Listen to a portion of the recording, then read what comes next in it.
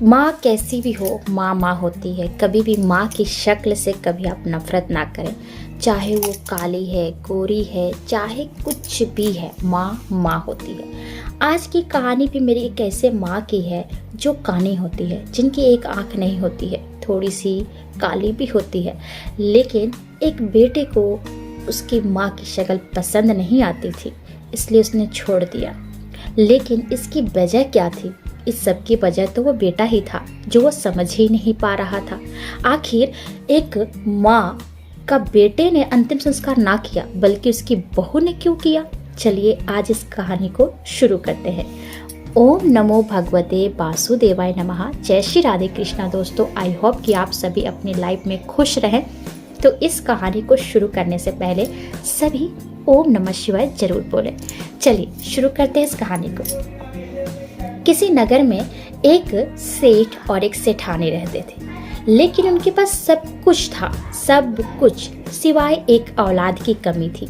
उनके घर औलाद नहीं हो रहा था। बहुत दुखी रहते थे कि कम से कम एक बेटी ही हो जाए, लेकिन हमें संतान का सुख मिले, लेकिन ऐसा नहीं हो रहा था। कई वर्ष बीतने के बाद उनके घर एक खुशखबरी आई कि उनके घर संतान का जन्म होने वाला है। वो दोनों बहुत खुश हुए कि चलो देर से ही सही, लेकिन भगवान ने हमारी सुन तो ली। बहुत दान दक्षिणा देने के बाद ये खबर उन्हें सुनने को मिली थी, और यही खबर सुनकर वो बहुत खुश थे। धीरे धीरे समय बीतता गया। अब जो गर्भावस्था में वो अपना सारा काम करती थी, सब कुछ ध्यान रखती थी, और अपने होने वाले बच्चे की खुशी में वो खाना भी भूल जाती थी, क्योंकि वो इतनी खुश थी। उसके लिए खिलौने उलौने सब जुटाने में लगी रहती थी। और उनके पिताजी भी ऐसे ही थे, यानी कि जो उसके पति थे, जो होने वाले बच्चे के बाप थे, वो भी बहुत खुश थे। अब जब 9वां महीना चढ़ गया, अब जब डिलीवरी का टाइम आया तो उसे अस्पताल ले गया और वहाँ पर बच्चे ने जन्म ले लिया। अब जो नर्स ने आकर बाहर कहा सेठ से कि सेठ जी बधाई हो, आपको लड़का हुआ है। वो बहुत खुश हुए कि चलो मेरे जाने के बाद मेरा वंश तो है इस सबको संभालने वाला, चलाने वाला, मेरा व्यापार संभालने वाला। लेकिन वक्त जो था उसको कुछ और ही मंजूर था। फिर सेठ जब अंदर जाते हैं सेठानी के पास बधाई देने के लिए कि चलिए अब हम माँ बाप बन गए हैं और आपका मेरा सपना पूरा हो गया है, तभी बीच में टोकते हुए जो नर्स होती है बोलती है, माफ़ कीजिएगा, आप माँ बाप तो बने हैं, लेकिन एक कमी है, आपका बेटे की एक आँख नहीं है, एक आँख उसकी खराब है, वो काना बच्चा है आपका। ये सुनकर सेठ और सेठानी दंग रह जाते हैं। फिर वो सेठ भगवान को कोसने लगते हैं कि आपने मुझे बच्चा तो दिया, लेकिन काना क्यों दिया? चलो कोई बात नहीं, दे दिया संतान का सुख मुझे, कोई बात नहीं।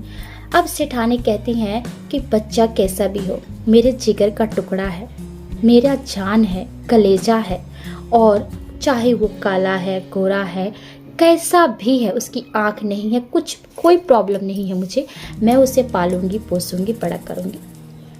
लेकिन वो मन में बार बार यही सोच रही थी कि काश भगवान इसकी आँख देते तो कितना प्यारा लगता।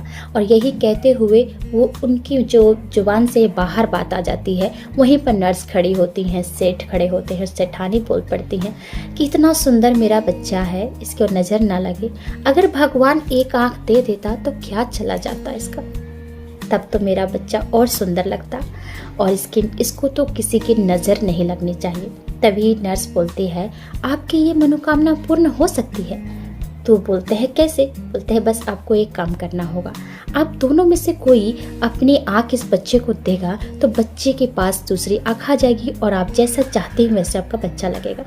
सेठ कहते हैं नहीं, हमारा बच्चा काना ही सही, हमें कोई दिक्कत नहीं, हम इसे ऐसे ही पाल लेंगे, लेकिन हम अपनी आँख अगर इसे दे देंगे तो हम क्या करेंगे, हम बुढ़ापे में कैसे रहेंगे? नहीं, ये गलत होगा, हम पति पत्नी में से कोई इसे आँख नहीं देगा, हम बच्चे को ऐसे ही पाल लेंगे, हमें कोई परेशानी नहीं है। लेकिन सेठानी जो होती है, माँ का दिल ही होता है कुछ अलग। वो कहती है कि मैं भले एक आँख के बगैर रह जाऊंगी, मगर मेरे बच्चे को आँख लगा दीजिए मेरी। सेठ बहुत मना करते हैं लेकिन सेठानी नहीं मानती है और अपनी एक आंख बच्चे को देने के लिए डॉक्टर्स को मना लेती हैं।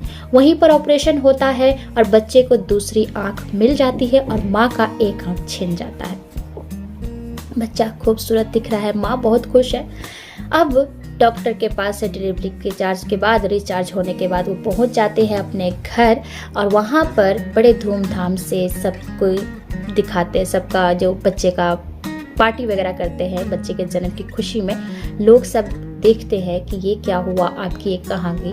तो उन्होंने बताया, कई लोग जो नर्स वहाँ पे, तो उन्होंने बहुत लोगों को बता रखा था कि एक माँ का दिल कितना बड़ा है। जन्म होते ही माँ ने अपना एक आँख अपने बच्चे को दे दिया है। ये देखकर लोग उस माँ की गुणगान करते हैं कि आप कितनी महान माँ है और आपने अपने बच्चे के लिए एक आँख तक दे दिया है। फिर वो कितने लोग ये भी बोलते हैं कि मान लो आप बुढ़ापे में आपका ये साथ नहीं देगा तो आप क्या करोगे। तो माँ बोलती है ऐसा नहीं हो सकता, मेरा बच्चा है और भगवान ने मुझे दिया है यही सोचकर कि मेरा सहारा बनेगा। वक्त बदलता गया, धीरे धीरे बढ़ते बढ़ते बच्चा 2 साल का हो गया, लेकिन भाग्य ने किस्मत छोड़ दिया उस औरत का और उसके पति को छीन लिया। अब माँ अकेले रह गई। वो जो थी सेठानी, अकेले अपने बच्चे का लालन पालन करने लगी। सेठानी सेठ के जाने के बाद सभी व्यापार ठप पड़ गए। अब वो बहुत गरीब हो गई। उसे चिंता होने लगी अपने बच्चे की। बच्चा बढ़ता गया, 5 साल का बच्चा हो गया, लेकिन अब करे तो क्या करे। बच्चे को पढ़ाना है। माँ का एक सपना था कि बच्चे को पढ़ा लिखा कर बड़ा करूँगी, कलेक्टर बनाऊँगी और वो मेरा ध्यान रखेगा। 5 साल के जब बच्चे के एडमिशन की बात आई तो माँ ने सोचा मैं इसे बड़े स्कूल में, इंग्लिश मीडियम स्कूल में पढ़ाऊंगी। इसलिए उसने कम से कम 10 घर में काम करना शुरू किया, यानी कि दिन रात चैन नहीं, पैसे जुगाड़ करने के लिए। वो कभी इस घर कभी उस घर जाती, झाड़ू पोछा रोटी कपड़े सब कुछ करती और अपने बच्चे के लिए पैसे इकट्ठे किए और उसे एक बड़े स्कूल में ले गए, इंग्लिश मीडियम में। लोगों ने देखा कि बच्चा बहुत प्यारा है, लेकिन माँ तो काली है, दुबली पतली है और इसकी एक आँख भी नहीं है। एक वहाँ के अध्यापक ने कहा, मैया आप अपने बच्चे को एडमिशन कराने लाई हैं, क्या आपको पता है यहाँ पर कैसे बच्चे पढ़ते हैं। माँ ने कहा मैं जानती हूँ, वही बच्चे पढ़ते हैं जिसके पास ढेर सारे पैसे रहते हैं। तो उस अध्यापक ने कहा हाँ, लेकिन आपके पास पैसे हैं इसको पढ़ाने के लिए। तो मैया ने कहा हाँ, मैं इसके लिए हर रोज़ मेहनत करूँगी और मैं चाहती हूँ कि जैसे बाकी सब बच्चे पढ़ते हैं इंग्लिश मीडियम स्कूल में, कलेक्टर बनते हैं, मैं भी अपने बच्चे को कलेक्टर बनता हुआ देखना चाहती हूँ। मैं इसके लिए दिन रात मेहनत करूँगी। ये सुनकर अध्यापक की आंखें भर आ जाती है और बोलते हैं कोई बात नहीं मैया, हम अपने आपके बच्चे को एडमिशन दिला देंगे। माँ ने फीस भर दी, बच्चे का एडमिशन हो गया। समय बीतने लगा। अब माँ रोज़ अपने बच्चे को लेने जाती, स्कूल छोड़ने जाती। बच्चा बड़ा हो रहा है और बच्चे के पास भी दूसरों की बातें सुनने के बाद उसके माइंड में कुछ अलग अलग विचार आने लगे। बच्चा जैसे जैसे बड़ा हो रहा था, अब वो जैसे जैसे क्लासें बड़ी हो रही थी, तो माँ जब उसे लेने जाती तो उसके जो दोस्त होते थे वो कहते कि तेरी माँ कैसी है, काली है, कलूठी है, साथ में इसकी एक आँख भी नहीं है, तू ऐसी माँ का बेटा है। जब ये सुनता ना तो उसे बहुत गुस्सा आता और आकर बोलता माँ तुम मुझे स्कूल लेने मत आया करो, मैं बड़ा हो गया हूँ। माँ बोलती है बेटा तो क्या हो गया, तू बड़ा है तो मेरे लिए तो छोटा ही है ना। तो बोलता है नहीं माँ, मेरे दोस्त मजाक उड़ाते हैं कि तुम्हारी माँ कैसी है और मैं नहीं चाहता कि तुम मुझे लेने आओ। माँ ने कहा बेटा लेकिन, बोलता है कि नहीं मैं चला आऊँगा। माँ ने कहा ठीक है बेटा, अगर तुझे ऐसा लगता है कि तेरा मजाक उड़ाया जाता है, मुझे तो इससे कोई फ़र्क नहीं पड़ता। दुनिया वाले तो कई तरह की बातें बोलेंगे, तो क्या तू मुझे छोड़ देगा। बेटा बोलता है माँ तुम बस मत आना। बोलते हैं ठीक है नहीं आएंगे। माँ स्कूल जाना बंद कर देती है और बेटा खुद ही स्कूल से घर आते होते उसने पूरी स्कूल जो है पढ़ाई कर ली। अब कॉलेज में एडमिशन करा दिया। उसकी माँ ने दिन रात मेहनत कर करके उस माँ के जो है ना खाना पीना सब छोड़ चुकी थी, अच्छे से खा पी नहीं पाती थी और बच्चे के लिए बहुत मेहनत करती थी। अब 10 किया वो 15 घर पकड़ चुकी थी, यानी कि इस घर से काम करके निकलती उस घर जाती ताकि फीस कॉलेज की अच्छे से भर पाए। और उसे एक दिन ऐसे ही करते करते बच्चा कॉलेज की पढ़ाई करने के बाद पहुँच गया शहर में पढ़ाई करने के लिए और वहाँ जाकर उसने बहुत पढ़ाई की। माँ ने रोज़ माँ मेहनत करती और महीने में जितने पैसे जमा करती एक लिफाफे में पैक करा कर उसे मनी ऑर्डर करके भिजवा देती और बच्चा वहाँ पे पढ़ाई करके सेटल हो गया, यानी कलेक्टर बन गया। एक दिन माँ के पास चिट्ठी भेजता है कि माँ मैं कलेक्टर बन गया हूँ। माँ बहुत खुश होती हैं, जब चिट्ठी किसी से पढ़वाती हैं तो बहुत खुश होती है, चलो मेरा जो मेहनत रंग लाया, मैंने इतना दिन से मेहनत किया, मेरा बेटा कलेक्टर बन गया है, अब वो मुझे कुछ करने नहीं देगा, यानी कि मैं अब चैन से जी पाऊँगी। धीरे धीरे 1 साल बीत गया। 1 साल उनका बेटा वापस नहीं आया उनसे मिलने। 1 साल बाद उसका फिर से चिट्ठी आता है। माँ किसी के पास लेकर जाती हैं चिट्ठी पढ़ाने के लिए, तो पता चलता है कि बेटे ने शादी कर ली। अब ये सुनकर माँ को बहुत धक्का लगता है कि मैंने इसे कितने नाजों से पाला पोसा बड़ा किया और इसने मुझे बिना बताए शादी कर ली। चलो कोई बात नहीं, लड़की पसंद आ गई होगी, कर ली होगी, अब तो बहू आ गई है, बेटा मुझे लेने आएगा और मैं वहीं पर रहूँगी बेटे के साथ। यही सोचकर माँ ने 2 साल इंतजार किए, लेकिन बेटा नहीं आया। फिर बेटा का एक पत्र मिलता है कि माँ तुम दादी बन गई हो, तुम्हारा पोता हुआ है। ये सुनकर तो माँ और हक्का बक्का रहती है कि बेटा ने ऐसा मेरे साथ क्यों किया, लगता है बहुत ज़्यादा बिजी है काम में, इसलिए क्या अब बेटा मेरे पास नहीं आने वाला है, मैं ही उसके पास चली जाती हूँ। चिट्ठी में जो एड्रेस था उसी के एड्रेस के हिसाब से माँ वहाँ पहुँच जाती हैं और रिक्शे वाले को एड्रेस दिखाती हैं कि मुझे कलेक्टर साहब के घर पहुँचवा दीजिए। रिक्शे वाले ने कलेक्टर साहब के घर ले जाकर खड़ा कर दिया। वहाँ पर जब देखती है इतना बड़ा घर, तो माँ कहती है मेरा मेहनत कितना रंग लाया, मैंने अपने बच्चे के लिए कितना मेहनत किया और बच्चे देखो कितना बड़ा मेरा घर बना कर रखा है। चलो उसे टाइम नहीं मिलता होगा, काम बहुत होता होगा, तो मैं ही आ गई अपने पोते से मिलने और अपनी बहू से, अपने बेटे से। लेकिन वो सोच रही है कि पहले मैं किससे मिलूंगी, अपने बेटे से कि बहू से कि पोते से, लेकिन उनकी नज़र में आता है कि पहले मैं पोते को देखूंगी। जाती हैं गेट के पास, तो दरवान कहता है मैया कहाँ जा रही हो, तो बोलती है कि मैं अपने बेटे से मिलने। बोलते हैं ये कैसे बोल रही हो, तुम्हारा बेटा यहाँ नहीं रहता, तुम्हारा अपने हाल देख रही हो कैसी है। उन्हें बता कि जो कलेक्टर साहब है ना वही मेरे बेटे हैं। तो नहीं विश्वास करता है, तो चिट्ठियाँ दिखाते हैं बहुत सारे जिसमें उसका नाम लिखा रहता है और माँ जो शब्द होता है। तो बोलते हैं ठीक है मैया मुझे माफ़ करो, यहाँ से आप चली जाओ अंदर। माँ दौड़ते हुए जाती हैं और वहाँ पर पहले उन्हें सामने जो बच्चे का खिलौना के साथ वो पालने में झूलता हुआ उनका पोता दिखता है। फटाफट से उसे गोद में उठाती हैं और उसकी जो बहू होती हैं वो रसोई घर में होती हैं। बेटा अपने कमरे में कुछ काम कर रहा होता है। जैसे ही बच्चे को गोद में उठाती हैं, बच्चा चिल्लाना शुरू कर देता है, रोना शुरू कर। अनजान आदमी को देखकर कोई भी रोएगा। जैसे ही रोना सुनती है वो बहू वापस आती है, देखती है ये क्या, कौन हो तुम, छीनती है बच्चे को। कौन हो तुम, मेरे बच्चे को तुमने बिना पूछे कैसे गोदी में उठा लिया और तुम्हें गेट कीपर ने कैसे अंदर आने दिया। बहुत सुनाती है। तभी बेटा बाहर निकलता है। जब वो देखता है कि मेरी माँ यहाँ तक पहुँच गई है, उसके पैरों तले जमीन खिसक जाता है, लेकिन वो अभी भी सोचता है कि क्या बोलूं। तभी वो बोलती है बहू क्यों ऐसे बोल रही है, मेरा पोता है और वो कलेक्टर साहब तेरे जो पति है ना वो मेरे बेटा है। पूछती है क्यों जी, ये आपकी माँ है, क्या आप इस खानदान से हो। जब ऐसे बोलती है तो कहता है नहीं मेरी माँ नहीं है ये, मैं इन्हें जानता नहीं, और धक्के मार के घर से निकाल देता है। जब बेटा ऐसा निकाल देता है, जब वो बोलता है ये मेरी माँ नहीं है ना, माँ का दिल पूरा टूट जाता है। अब वो समझ नहीं पाती क्या करूँ।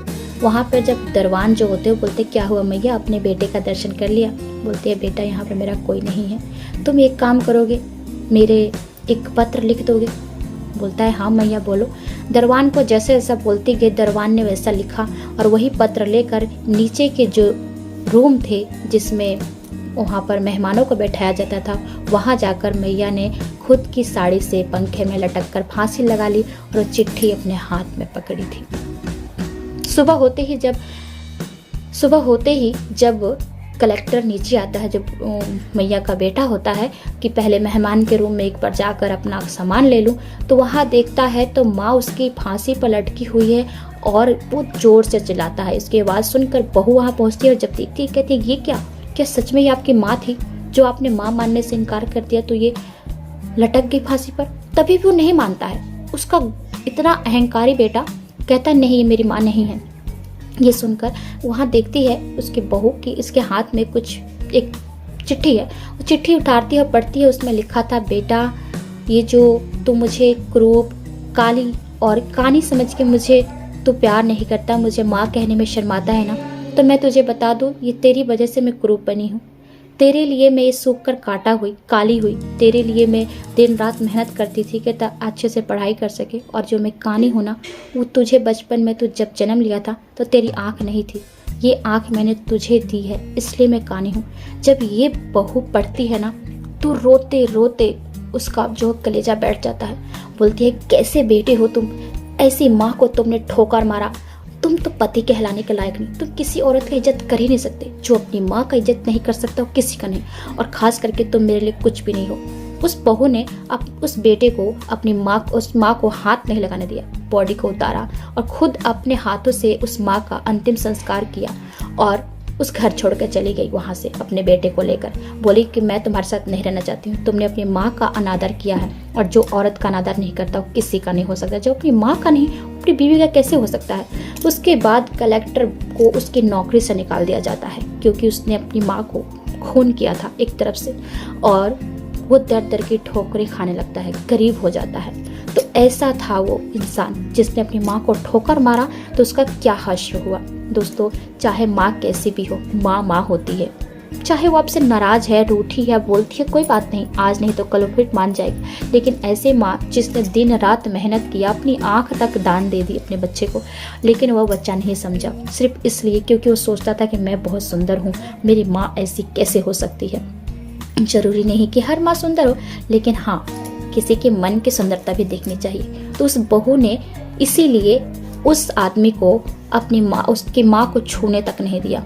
ऐसा कौन सा बेटा होगा जो अपनी माँ का अंतिम संस्कार ना कर सके, और उस बेटे को वो हक छीन लिया गया। उस बहू ने अपने हाथों से उसका अंतिम संस्कार किया और उसको घर भी छोड़ दिया। तो उम्मीद करती हूँ कि आज की कहानी आप सबको पसंद आई होगी। अगर कहानी पसंद आती है तो वीडियो को लाइक करके, शेयर करके, सब्सक्राइब कर दीजिएगा और कमेंट बॉक्स में बताइएगा कैसी कहानी लगी।